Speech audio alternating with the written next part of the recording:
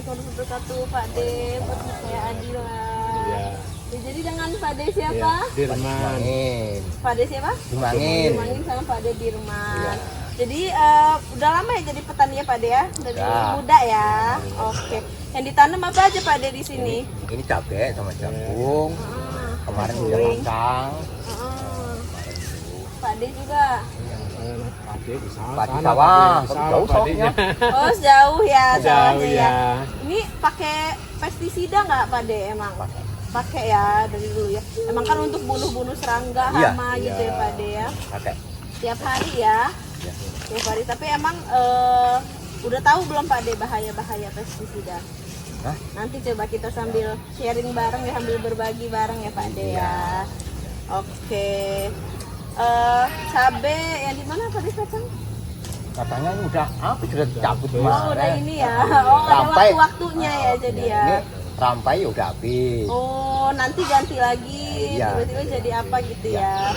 Prok kangkung kan gitu. Biasa dari jam berapa sampai jam berapa Pak De? Kalau pagi ya dari pagi sampai setengah 12. Habis itu lanjut. Tidur nanti dari sore kembali lagi. Oh, oke. Habis itu jadi sore lanjut lagi sampai maghrib ya. Pokoknya sampai mau maghrib kan gitu. Tiap hari ya Pak Iya. ya. Oke. Biasa di kebun soalnya. Tapi memang ini ya langsung pegang ya Pak De. Iya. Tapi nggak pernah ada keluhan ya. Enggak. Aman ya, sehat. Oke. Ya cuman yang susahin cari pupuknya. Dari pupuknya. Oh. Iya loh, cari pupuknya.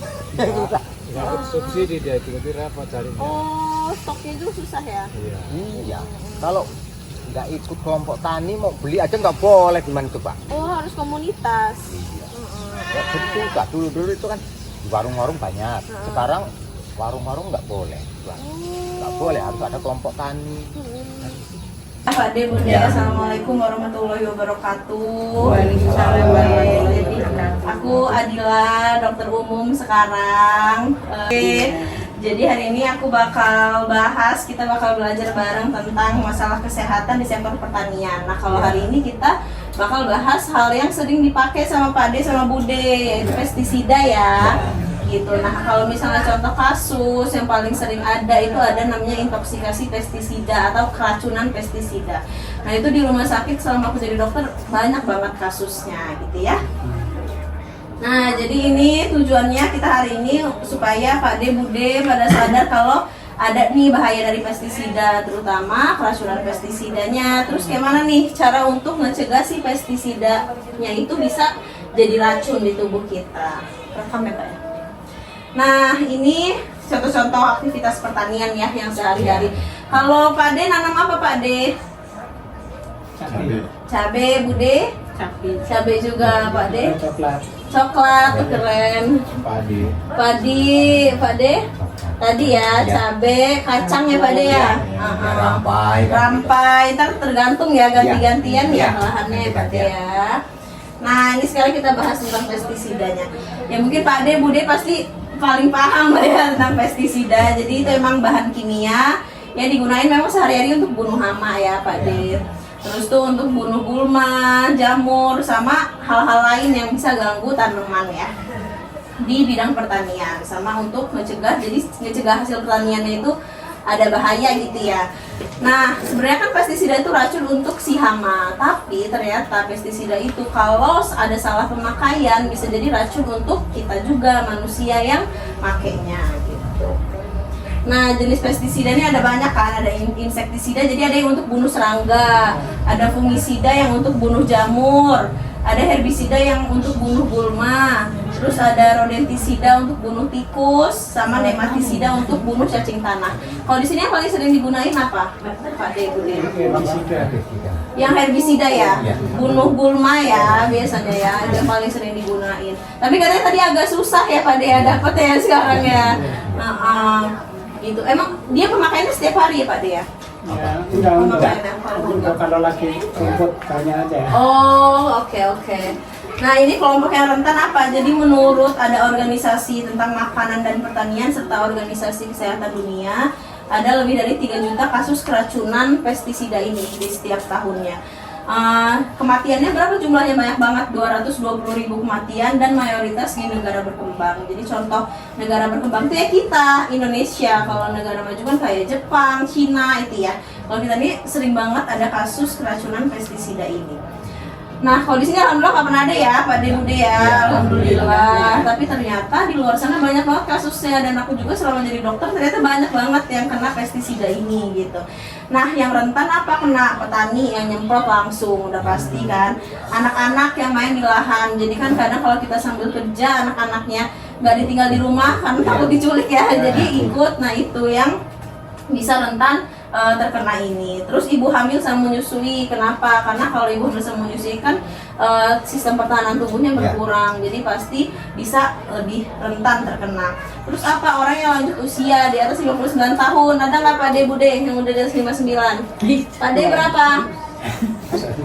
Iya, udah banyak ya. Ya semoga sehat terus ya. Ya, jadi 60 lebih. Saya lahiran tahun 61. 61, Masya Allah sehat ya Pak De, masih kuat ya, alhamdulillah ya.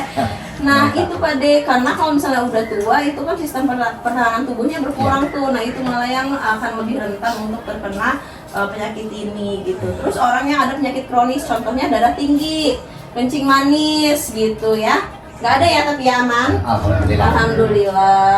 Nggak ada atau nggak pernah dicek ini? Oke. Ya, kalau saya alhamdulillah. Ya. Alhamdulillah sehat ya Pak De ya. Nah bahayanya apa? Kalau efek jangka pendeknya bisa pusing, mual, terus muntah. Kalau yang lebih parah sih lebih ke sesak nafas ya, jadi sampai butuh oksigen. Kalau kena mata, matanya jadi perih. Kalau misalnya kena kulit jadi iritasi. Sampai ada beberapa orang tuh bisa sampai kejang sama pingsan. Tapi nggak pernah ada ya. Nggak ada. Ya. Nah kalau jangka panjangnya, jadi kalau misalnya kita pakai pestisida dalam jangka waktu panjang, jangka waktu lama, dan berulang-berulang, itu kan paparannya makin banyak tuh.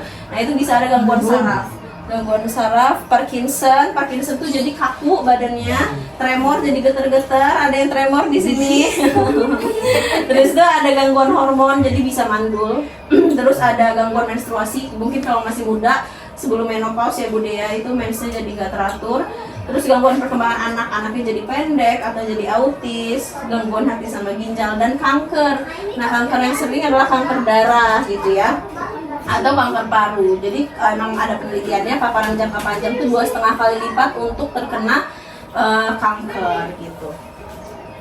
Nah ini penyakit yang tadi kita pengen bahas, ada intoksikasi pestisida atau keracunan pestisida. Jadi ini keracunan pestisida itu apa? Jadi bahan-bahan kimia itu masuk ke dalam tubuh kita, bisa melalui langsung, kontak langsung, lewat kulit, atau lewat inhalasi itu di pernafasan, jadi kehirup sama kita, atau ingesti itu tertelan, jadi masuk ke dalam mulut.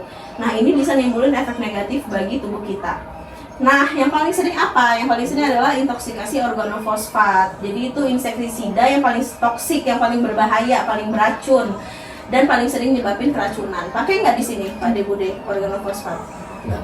Enggak ya, nggak pakai ya. Jadi menurut Organisasi Kesehatan Dunia ada 2 juta kasus dirawat di rumah sakit akibat adanya keracunan pestisida ini, dan 1 juta kasusnya itu nggak disengaja.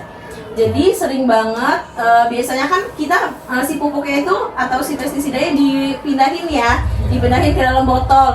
Nggak sadar tiba-tiba keminum, itu sering banget kejadian. Jadi pas datang-datang pasiennya udah nggak sadar, pasiennya udah pingsan. Nah itu contohnya keracunan, makanya nanti harus lebih hati-hati.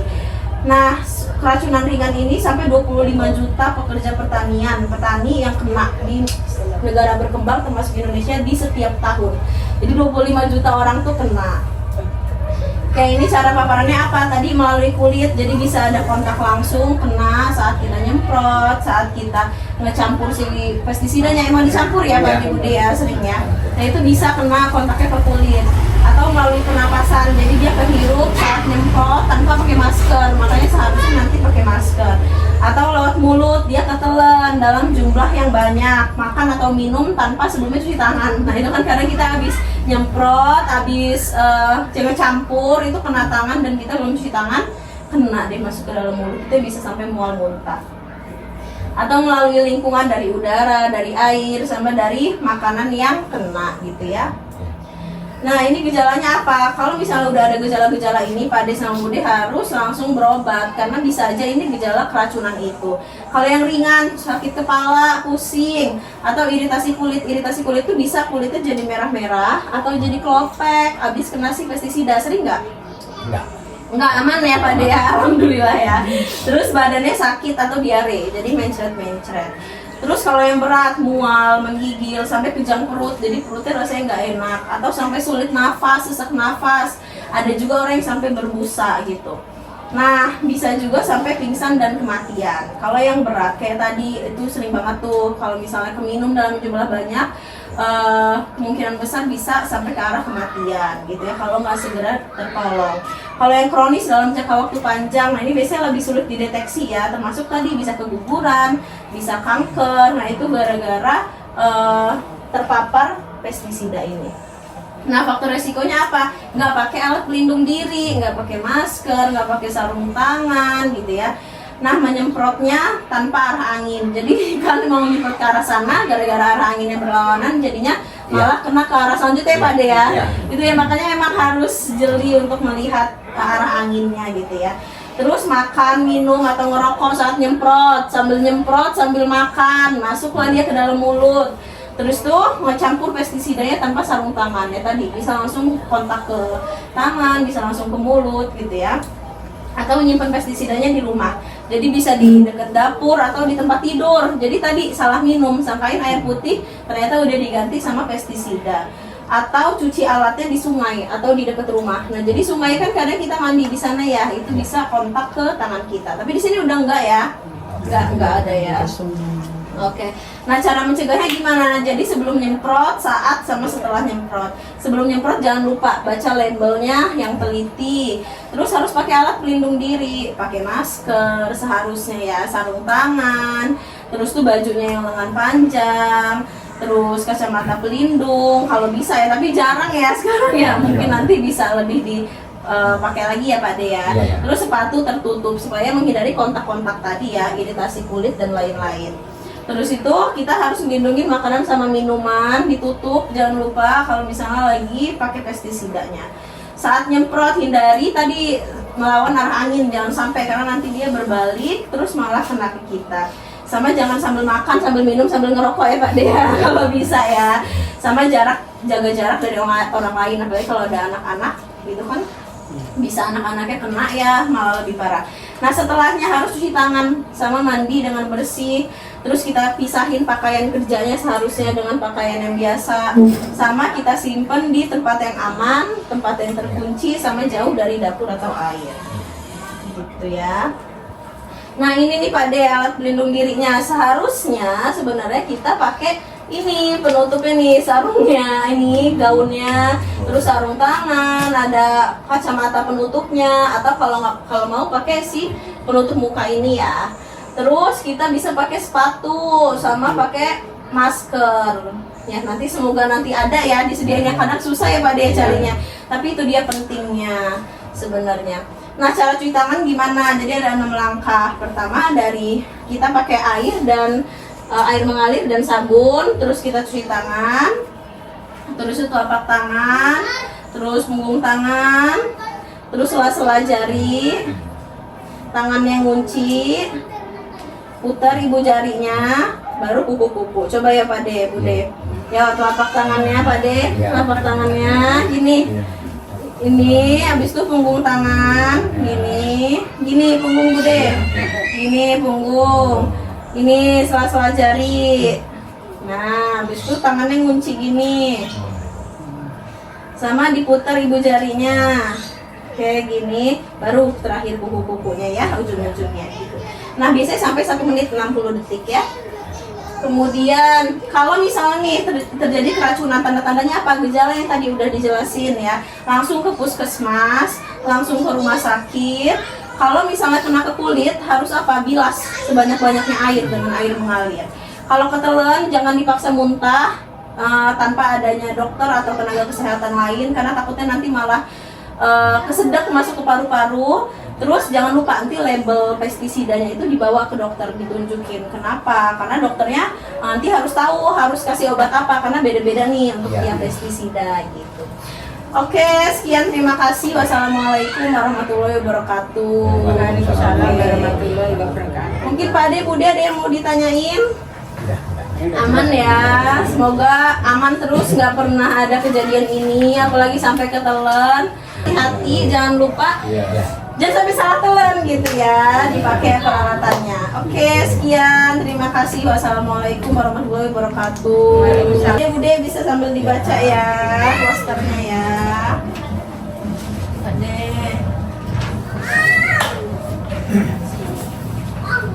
Sambil dibaca.